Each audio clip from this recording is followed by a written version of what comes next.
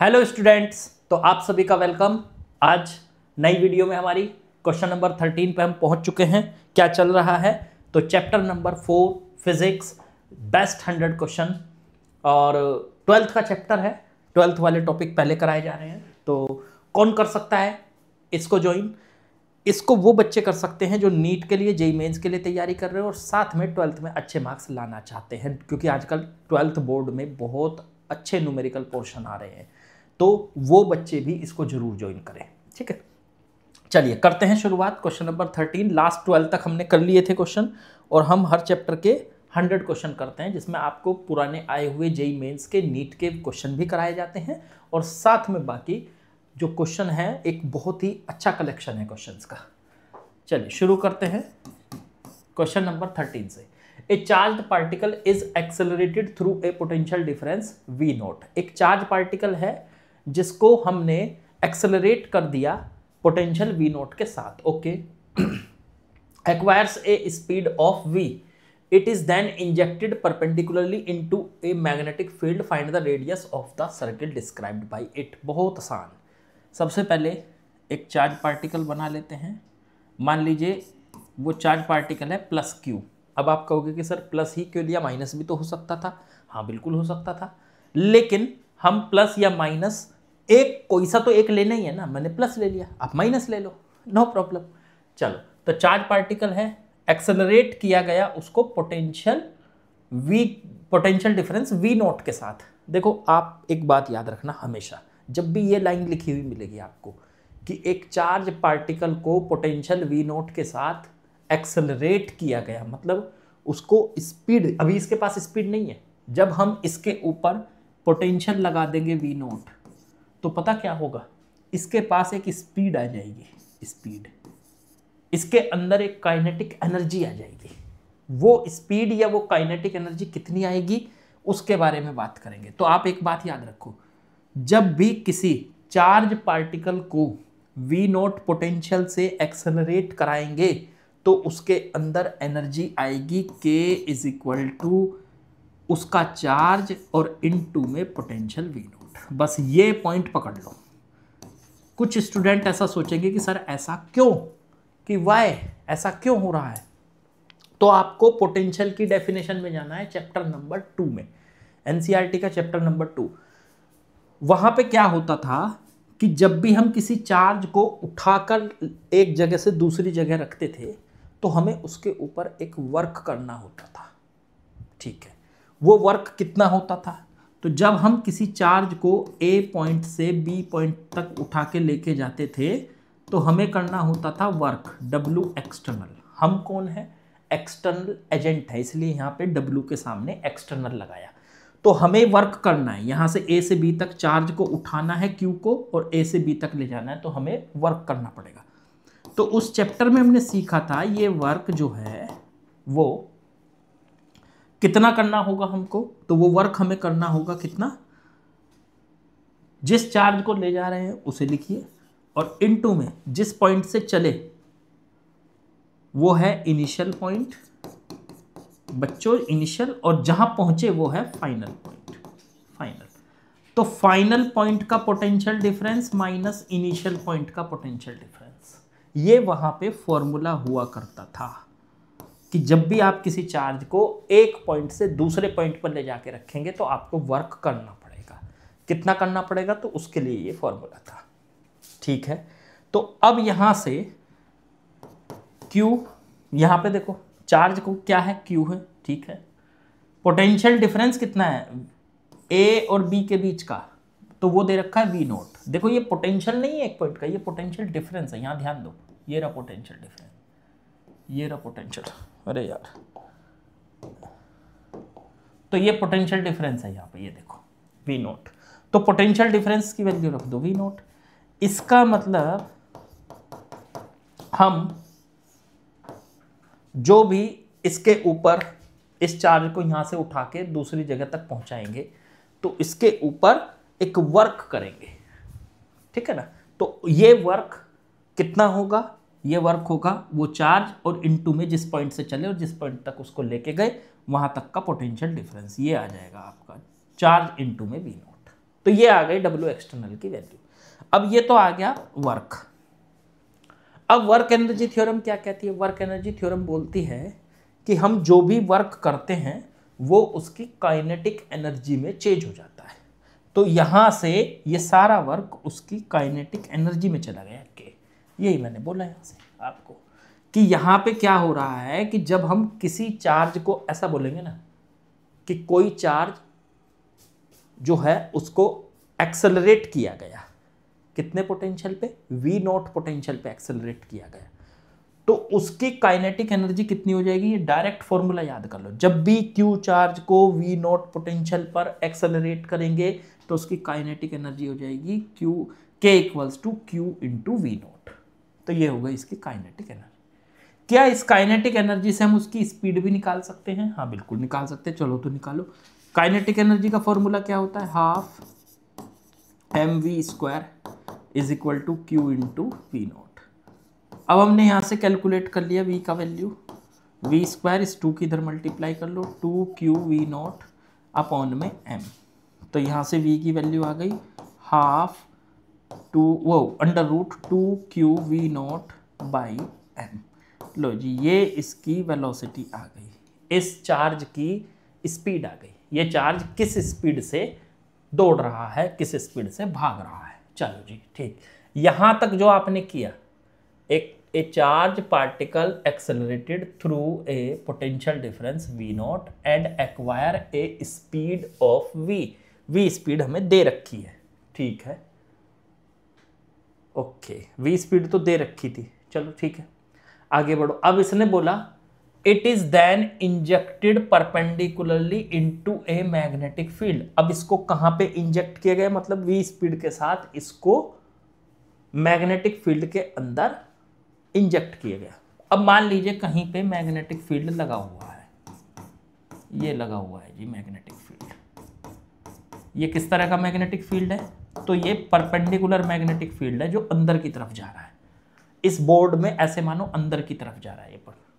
अब इसके अंदर हमने इस चार्ज को, Q चार्ज को अंदर भेज दिया v स्पीड के साथ, ठीक है, स्पीड तो हमें दे ही रखी है।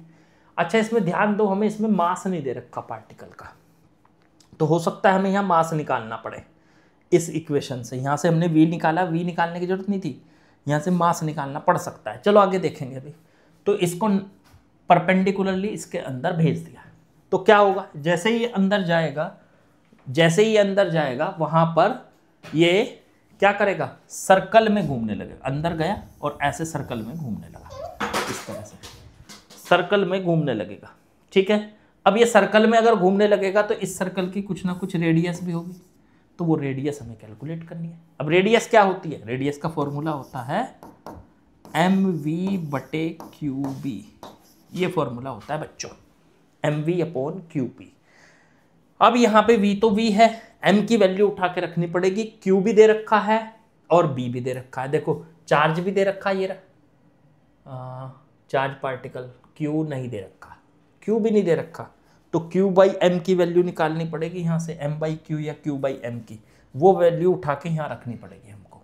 तो कुल मिला के जब भी कोई चार्ज पार्टिकल सर्कल में घूमेगा, मैग्नेटिक फील्ड के अंदर जाएगा 90 डिग्री पर, तो वो सर्कल में घूमता है कितनी रेडियस के सर्कल में? mv/qb।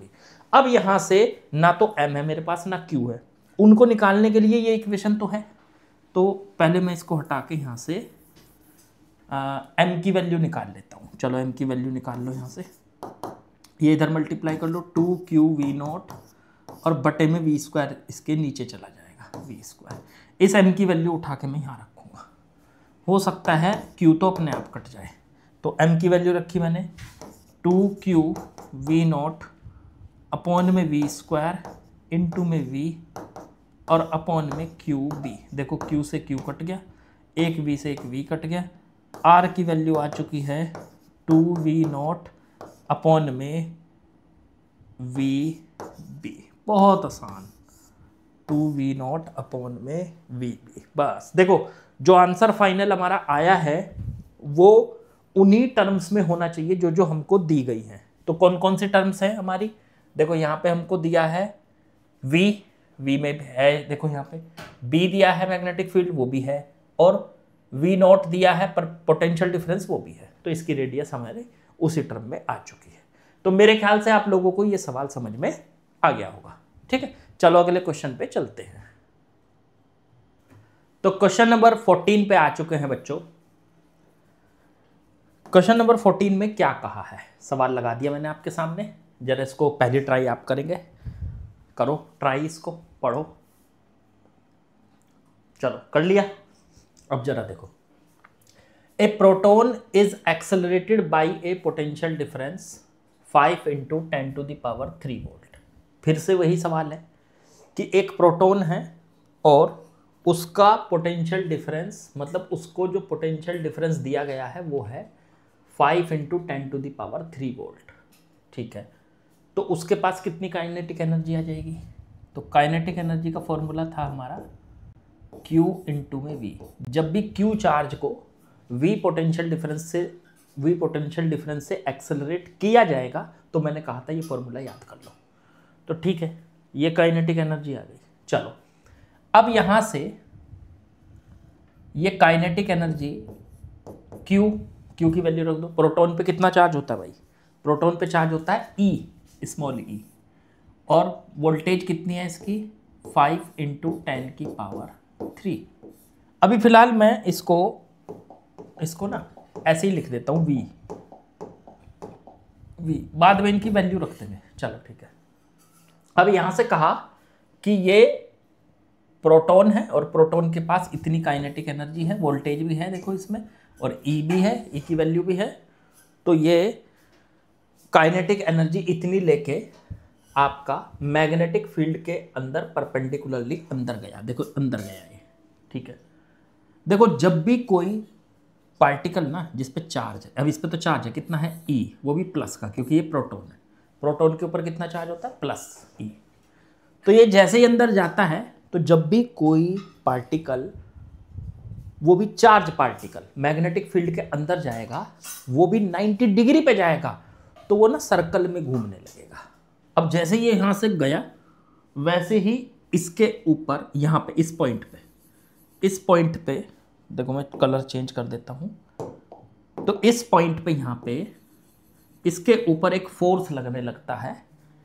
वो किस डायरेक्शन में लगेगा? तो वो फोर्स लगेगा भाई साहब आपका किस डायरेक्शन में? जैसे ये अंदर जाएगा तो इसकी वेलोसिटी है इस डायरेक्शन में, v, ये वेलोसिटी की डायरेक्शन है, वेलोसिटी की डायरेक्शन इधर। मैग्नेटिक फील्ड है अंदर, क्रॉस लगे हैं तो इसका मतलब अंदर। तो v क्रॉस b ये फोर्स की डायरेक्शन हो गई। v क्रॉस b की डायरेक्शन जो होती है वो फोर्स की डायरेक्शन होती है। तो मतलब इस डायरेक्शन में इस पे फोर्स लगेगा। अब जिस डायरेक्शन में फोर्स होता है, फोर्स लगता है हमेशा सेंटर की तरफ, तो मतलब यहाँ कहीं सेंटर है इसका, ये है इसका सेंटर यहाँ सर्किल का। जब ये घूमे, जैसे अंदर जाएगा ये सर्कल में घूमेगा ऐसे, तो उसका सेंटर भी तो होगा ना कहीं ना कहीं। तो यहाँ पे इसका सेंटर है भाई, यहाँ पे इसका सेंटर है। देखो ये रहा इसका सेंटर। चलो ठीक है, तो ये सेंटर है यहाँ से अगर इस लाइन को मिला लूँ और फिर ये ऐसे गया इस तरह से, यहाँ से मिला लो, तो ये इसकी रेडियस हो गई। जहाँ सेंटर है, ये सेंटर है O, और ये हो गई इसकी यहाँ से यहाँ तक रेडियस, ये रेडियस ये। तो जब भी कोई पार्टिकल 90 डिग्री पर मैग्नेटिक फील्ड के अंदर एंटर करेगा तो वो हमेशा सर्कल में घूमेगा। अब ये मैग्नेटिक फील्ड पूरा होता ऐसे, तो ये पूरा ऐसे सर्कल में घूम रहा होता ऐसे, लेकिन ये मैग्नेटिक फील्ड छोटी सी जगह में है, सिर्फ यहाँ से लेके देखो यहाँ तक है 0.5 मीटर तक। तो ये पूरा सर्किल में नहीं घूम, ये यहाँ से घूमना शुरू किया सर्किल में, यहाँ पे मैग्नेटिक फील्ड खत्म हो गया, तो फिर ऐसे सीधा निकल जाएगा, ऐसे सीधा निकल जाएगा। लेकिन इसकी जो रेडियस होगी वो कैलकुलेट की जा सकती है। सबसे पहले जब भी कोई पार्टिकल, चार्ज पार्टिकल, तो ये चार्ज पार्टिकल जो है जिसकी बात हो रही है कि जब भी वो मैग्नेटिक फील्ड में एंटर करेगा, चार्ज पार्टिकल, वो भी 90 डिग्री पे एंटर करेगा, तो वो सर्कल में घूमेगा। ठीक है, मैग्नेटिक फील्ड के अंदर। लेकिन मैग्नेटिक फील्ड बड़ा होगा तो सर्कल पूरा घूम जाएगा, लेकिन मैग्नेटिक फील्ड छोटा है तो यहाँ से घूमना शुरू किया, यहाँ से जैसे ही इसे मैग्नेटिक फील्ड मिला ये सर्कल में घूमना शुरू हो गया। ये घूम ही रहा था, लेकिन मैग्नेटिक फील्ड खत्म हो गया तो यहाँ से सीधा निकल जाएगा, फिर सर्कल में घूमना बंद कर देगा। मतलब जहां जहां मैग्नेटिक फील्ड है वो सर्कल में वहीं तो घूमेगा ना। अब इसकी रेडियस, तो एक तो इस सर्कल का सेंटर निकालना जरूरी है। सेंटर कहाँ होता है? जैसे ही मैग्नेटिक फील्ड में ये घुसता है इसके ऊपर फोर्स लगने लगता है। किस डायरेक्शन में? तो डायरेक्शन है हमारी यहाँ, डायरेक्शन को ध्यान दो। डायरेक्शन होती है जिस डायरेक्शन में पार्टिकल जा रहा है, ये तो है उसकी वेलोसिटी, ऐसे जा रहा है वेलोसिटी। अंदर की तरफ लगा हुआ है मैग्नेटिक फील्ड, तो मैग्नेटिक फील्ड हुआ अंदर की तरफ। अपने राइट हैंड के फिंगर्स को V से B की तरफ घुमाओ। V कौन है? ये V वेलोसिटी, और B मैग्नेटिक फील्ड अंदर, तो V से B की तरफ अपनी फिंगर्स घुमाओ। ये जो थंब है ये V क्रॉस B की डायरेक्शन है।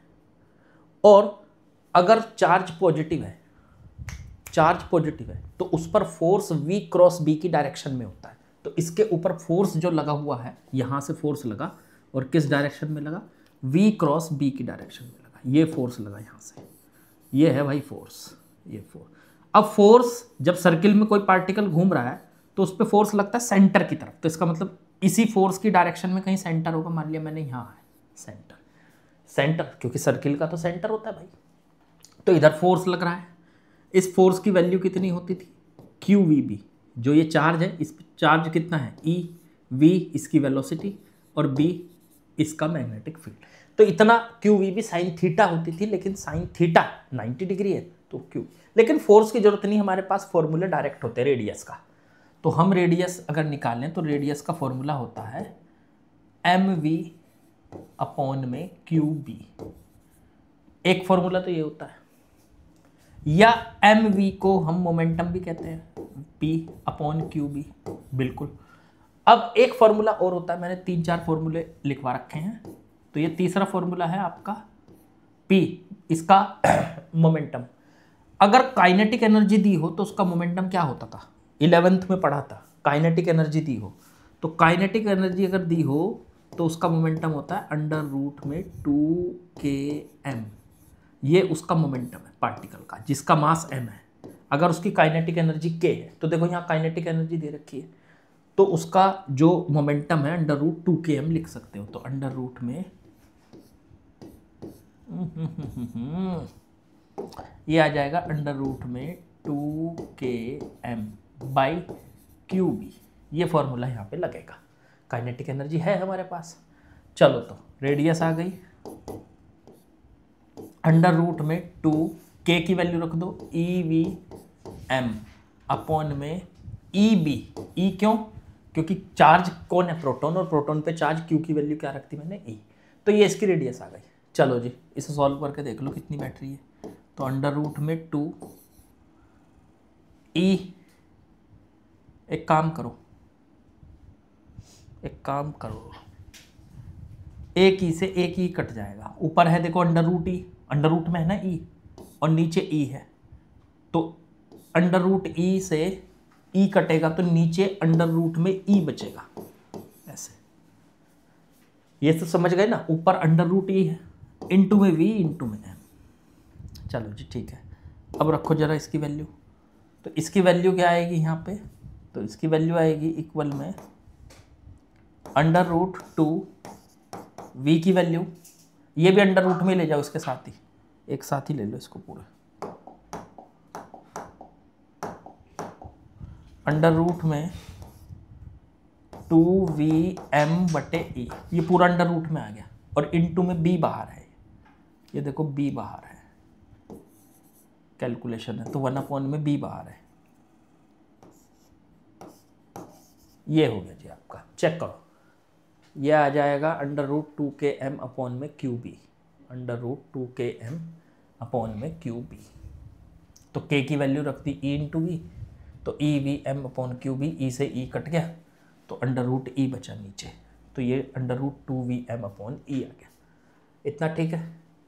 हाँ, सब कुछ दे रखी है वैल्यू, जरा रखो इसकी, इससे हमें रेडियस पता चलेगी। चलो जी रेडियस पता करते हैं। 2V, वोल्टेज कितनी दे रखी? वोल्टेज का ये सीधा रेडियस का फॉर्मूला लगा दिया हमने। तो वोल्टेज कितनी दे रखी है? हाँ, वोल्टेज है 5 इंटू 10 की पावर 3 इंटू एम कितना है? तो एम दे रखा 1.6 इंटू 10 की पावर -27 अपॉन में ई 1.6 इंटू 10 की पावर -19 कूलम, और इंटू में 1/b। मैग्नेटिक फील्ड कितना है? मैग्नेटिक फील्ड ये रहा 0.001 सॉरी, ये मैग्नेटिक फील्ड हो गया, इतने टेस्ला। ये भी यहाँ से यहाँ तक की लेन दे रहे। चलो सॉल्व करो पहले इसको। 1.6 से 1.6 कट गया, ये आ गया यहाँ से R equals to under root में 2 इंटू 5 10 हो गया, 10 की पावर 3, तो 10 इंटू में 10 की पावर 3 ये हो गया। चेक करो, 5 इंटू 2 10 इंटू 10 की पावर 3, और ये बना 10 की पावर -27। अंडर रूट में है ये, अपॉन में ये आ जाएगा 10 की पावर -19 इंटू, ये पॉइंट हटाओ, यहाँ 100 से मल्टीप्लाई कर दो, मतलब बाहर ये 100 से मल्टीप्लाई हो रही है। चलो जी, कुछ कट रहा है। 10 की पावर 4, ये -19 है, -19 से -27 कटेगी तो कितनी बचेगी? ऊपर बचेगी 10 की पावर -8। चलो जी, ये आ गई 10 की पावर -8, और ये 10 की पावर +4, -8 ही तो बच रही है। हाँ, और ऊपर ये कटेगी तो 10 की पावर -8 बचेगी, और ये 10 की पावर +4, तो ये बची 10 की पावर +4 -8 तो -4 बची, और बाहर है 100। 10 की पावर -4 का अंडर रूट करेंगे, 10 की पावर -2 इंटू 10 की पावर 100 को लिख सकते हैं 10 की पावर 2। ये दोनों आपस में कट गए तो ये 1 मीटर आ गया। इसका मतलब ये हो गया 1 मीटर। बहुत आसान। तो ये आ चुका है आपका 1 मीटर। तो ये रेडियस कितनी है यहाँ से यहाँ तक? ये 1 मीटर है। लो जी, ये लिख दो 1 मीटर, 1 मीटर। अब यहाँ से कहानी ये है कि ये वाली डिस्टेंस देखो यहाँ से यहाँ तक की ये 0.5 दे रखी, ये वाली। तो अगर मैं यहाँ से इस थीटा को, इन्होंने पूछा है कि जब ये बाहर निकलेगा तो ये थीटा कितना बनेगा, ये बाहर निकलेगा तो किस एंगल पे निकलेगा, थीटा बताओ, फाइंड थीटा, ये कह रखा। तो कितना आसान हो गया। अब तो ये ज्योमेट्री का सवाल रह गया। अब कुछ नहीं, पहले रेडियस निकाली। पहले तो ये देखा कि जब कोई particle, charge particle magnetic field के अंदर एंटर करता है, वो भी परपेंडिकुलरली, तो वो सर्कल में घूमता है। किस रेडियस पे? रेडियस का फॉर्मूला ये है 3, इनमें से जो लगेगा। काइनेटिक एनर्जी दे रखी तो ये वाला लग रहा था, वही लगा दिया। पहले रेडियस निकाली। अब ये यहाँ से घूम के गया ऐसे, रेडियस तो इसकी 1 मीटर है, ऐसे 1 मीटर तक घूमता है, लेकिन यहाँ मैग्नेटिक फील्ड खत्म हो गया। तो अब इससे आगे अब ये सर्कल में नहीं घूमेगा, मैग्नेटिक फील्ड के जितने अंदर रहेगा तो सर्कल में घूमेगा। मैग्नेटिक फील्ड से जैसे ही बाहर निकलेगा वो सर्कल में फिर नहीं घूमेगा। तो बस ठीक है, तो ये बाहर निकला। अब इस ट्राइंगल को चेक करो जरा, ये एंगल थीटा है, तो इस लाइन के परपेंडिकुलर तो ये लाइन हो गई, और इस लाइन के परपेंडिकुलर ये वाली लाइन हो गई, तो ये एंगल थीटा आ गया। हैं, ऐसा कैसे सर? हाँ देखो, अगर दो लाइन है, एक लाइन ये, एक लाइन ये, उनके बीच में एंगल थीटा है, तो उनके परपेंडिकुलर लाइंस के बीच में भी एंगल थीटा होता है। मान लो इस लाइन के परपेंडिकुलर तो ये लाइन, और इस लाइन के परपेंडिकुलर ये वाली लाइन, मतलब इस वाली लाइन के परपेंडिकुलर तो ये लाइन, और इसके परपेंडिकुलर ये लाइन, तो इनके बीच में एंगल थीटा होगा। यहाँ पे यही हो रहा है, इस लाइन के परपेंडिकुलर तो ये लाइन, और इस लाइन के परपेंडिकुलर ये लाइन, इन दोनों के बीच में थीटा है, तो इनके परपेंडिकुलर्स के बीच में भी एंगल ये थीटा हो गया। अब इस थीटा को कैलकुलेट कर लो आप। तो थीटा को कैसे कैलकुलेट करें? ये है, ओहो गलत बन गया, ये है आपका, इस थीटा को कैलकुलेट करो। ये है थीटा, ये है आर, और ये है यहाँ से यहाँ तक की 0.5 मीटर। अब आर कितना आया हमारा? 1 मीटर। तो थीटा निकाल सकते हैं, बिल्कुल। किससे निकालेंगे? हम निकालेंगे साइन थीटा से। साइन थीटा क्या होता है? अगर ये थीटा है तो थीटा के सामने वाला तो हो गया ये परपेंडिकुलर, ये तो है परपेंडिकुलर, और ये है हाइपोटेनियस, ये वाली लेंथ हाइपोटेनियस, और ये परपेंडिकुलर। तो परपेंडिकुलर अपॉन हाइपोटेनियस, परपेंडिकुलर कितना है? 0.5 मीटर, और हाइपोटेनियस कितनी है? 1 मीटर। ये आ चुका है, पॉइंट हटाओ, 10, इससे काटो 2, तो sine theta equals to 1/2। Sine theta is equal to 1/2 कहाँ पे? तो साइन 30 डिग्री पे होता है 1/2, तो theta is equal to 30 degree. बस यहाँ से हमने कैलकुलेट कर दिया कि जब भी कोई पार्टिकल किसी मैग्नेटिक फील्ड के अंदर घुसेगा तो वो सर्कल में घूमेगा, 90 डिग्री पे जब घुसेगा तो वो सर्कल में घूमेगा। तो ये यहाँ से घुसते ही सर्कल में घूमना शुरू हो गया था, लेकिन जैसे ही यहाँ पहुंचा, यहाँ पे खत्म हो गई इसका मैग्नेटिक फील्ड, तो अब वो सीधा चलेगा ऐसे। तो ये पूछा था सवाल कि जब वो यहाँ से ऐसे निकलेगा तो वो कितने एंगल पे निकलेगा, थीटा क्या होगा उसका। ठीक है, चलिए अगले सवाल पे बढ़ते हैं। नेक्स्ट क्वेश्चन है हमारा क्वेश्चन नंबर 15 में क्या कहा इसने, draw the trajectories of moving charges in the following. इसकी ट्रेजेक्टरी बतानी है जब ये इस चार्ज इसमें घूमेगा, तो चलो किस उसमें घूमेगा। देखो यहाँ से 90 डिग्री पे मतलब घुसा है। देखो ये पहला, आप वो देखो यहाँ पे लगा हुआ है मैग्नेटिक फील्ड इतने एरिया में। अब यहाँ से ये घुसा, जैसे ही घुसा 90 डिग्री पे थीटा दे रखा है, तो यहाँ से सर्कल में घूमना शुरू हो जाएगा। तो यहाँ पे इसकी दो ट्रेजेक्टरी पॉसिबल है। अगर देखो सुनो, अगर ये वाली डिस्टेंस यहाँ से, ये वाली डिस्टेंस इसकी रेडियस से छोटी है, मान लो इसकी रेडियस कम है, अगर ये वाली डिस्टेंस इसकी रेडियस से छोटी है तो फिर तो ये यहाँ से ऐसे जाएगा, ऐसे बना देते हैं, ऐसे जाएगा। जैसे ही यहाँ से जाएगा ये सर्कल में घूमना शुरू कर देगा, ऐसे निकल जाएगा यहाँ से। जैसे यहाँ पहुँचेगा तो यहाँ से वो सीधा निकलेगा थीटा एंगल में, ऐसे। अभी पिछले सवाल में हमने डिस्कस किया था। लेकिन ये तब होगा जब ये वाली जो डिस्टेंस है d, ये डिस्टेंस और इसकी जो रेडियस है यहाँ से ये r, ये जो रेडियस है r, तो r जो है जब d से बड़ी होगी, उस केस में d से बड़ी होगी, r जो है वो d से बड़ी होगी। अच्छा, लेकिन अगर ऐसा हुआ कि r की वैल्यू d के बराबर हुई, बिल्कुल बराबर, एकदम बराबर, तो अगर r की वैल्यू एकदम बराबर हुई तो फिर क्या होगा, तो पता है ये ऐसे चलेगा, यहाँ से घूमेगा सर्किल में, और यहाँ से घूमते हुए, ऐसे घूमते हुए, सर्कल में घूमते हुए यहाँ से, और ऐसे टच करके बिल्कुल ऐसे और ऐसे निकल जाएगा, ऐसे बाहर, जब इसकी ये रेडियस और इसकी ये डिस्टेंस एकदम बराबर है जब। अच्छा, फिर सेंटर जरूरी नहीं कि यहाँ ही हो, सेंटर हो सकता है यहाँ को हो, यहाँ को, कहीं को भी, बिल्कुल एकदम बराबर होगा, कहीं पे भी हो।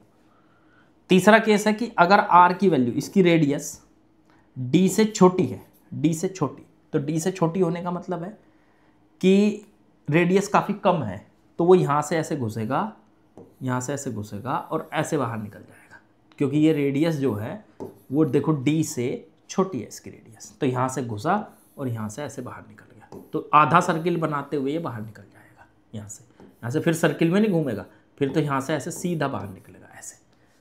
तो आधा सर्किल बनाते हुए देखो ऐसे समझ लो कि ये हो गया मैग्नेटिक फील्ड, यहाँ से घुसा, यहाँ से, और आधा सर्किल ऐसे बनाते हुए यहाँ से बाहर निकल गया, ऐसे ऐसे, इस तरह से होगा। अगर रेडियस छोटी है तो, बराबर है तो बिल्कुल ऐसे टच करते हुए निकलेगा, ऐसे टच करते हुए, और अगर बड़ी है तो ऐसे करके ऐसे निकल जाएगा, यहाँ से ऐसे सीधे निकल जाएगा, फिर सर्किल में नहीं घूमेगा। 3 केस हो सकते हैं। ऐसे इसकी ट्रेजेक्ट्री, अगर इसकी ट्रेजेक्ट्री बनाओगे तो इसका तो सेंटर चलो आपने देख लिया था, इसका सेंटर कैसे देखेंगे, जब ये यहाँ से पार्टिकल यहाँ पहुँचा, अंदर आया, यहाँ पे पहुँचते ही, अब सोचो इस पे फोर्स किस तरफ लगेगा, ये है v वेलोसिटी, ठीक है, फील्ड आ रहा है बाहर, तो ये हो गई वेलोसिटी और ये हो गया फील्ड। मेरी फिंगर को देखो, ये वेलोसिटी देखो ऐसे आ रहा है और फील्ड बाहर की तरफ आ रहा है, डॉट डॉट लगे हुए हैं तो बाहर की तरफ आ रहा है, ये v क्रॉस b, तो v क्रॉस b, अब अपने जो राइट हैंड है उससे v क्रॉस b, v से b की तरफ ऐसे ऐसे है, तो v क्रॉस b ऐसे रखो, ये v ये b, v cross b, force इस तरफ, तो फोर्स लगेगा जैसे यहाँ पे फोर्स लगेगा इस तरफ, ये देखो इस तरफ, तो जैसे ही फोर्स इस डायरेक्शन में लगेगा तो इसका सेंटर कहीं यहाँ होगा। अब सेंटर अगर यहाँ होगा तो ये यहाँ से घुस के इस तरह से सर्कल में घूमेगा, सेंटर को कवर करते हुए, तो यहाँ से इस तरह से घूमेगा ये। ठीक है, थोड़ा सा अलग जगह बना देता हूँ मैं,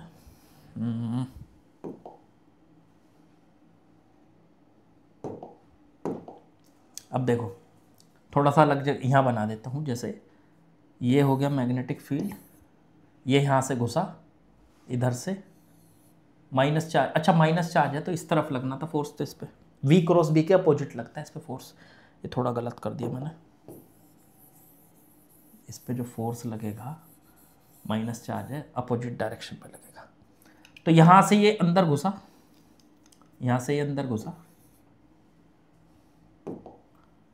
ठीक है, और जैसे ही अंदर घुसा इस पे V क्रॉस B, वो तो नीचे की तरफ आ रहा है, उसके अपोजिट मतलब ऊपर की तरफ, इस डायरेक्शन में इस पे फोर्स है। तो यहीं कहीं सेंटर होगा, फोर्स हमेशा सेंटर की तरफ होता है, तो यहाँ पे सेंटर हो गया V O।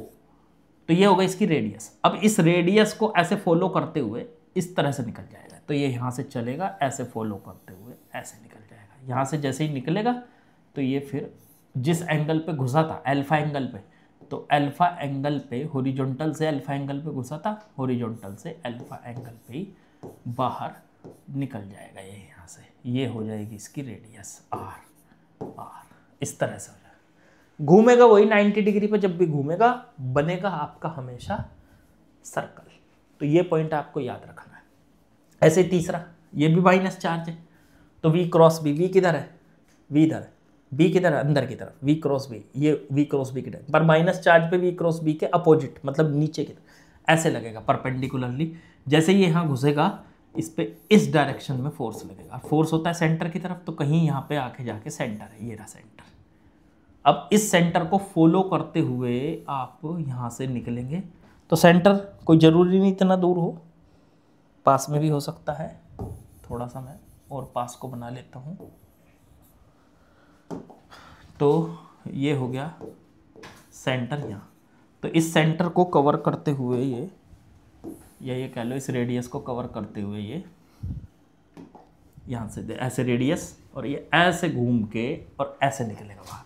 तो ऐसे रेडियस में घूमते हुए ये ऐसे बाहर निकलेगा। जब ये यहाँ से निकलेगा तो जिस बीटा एंगल पे यहाँ से घुसा था उसी में ये ऐसे बाहर निकलेगा, ऐसे, ठीक है। तो ये यहाँ से ऐसे घूमता हुआ ऐसे सर्कल में ऐसे बाहर निकल, बीटा एंगल पे घुसा था, बीटा एंगल पे ये आपका बाहर आ जाएगा, ऐसे बीटा एंगल पे बाहर आ जाएगा। चेक करो,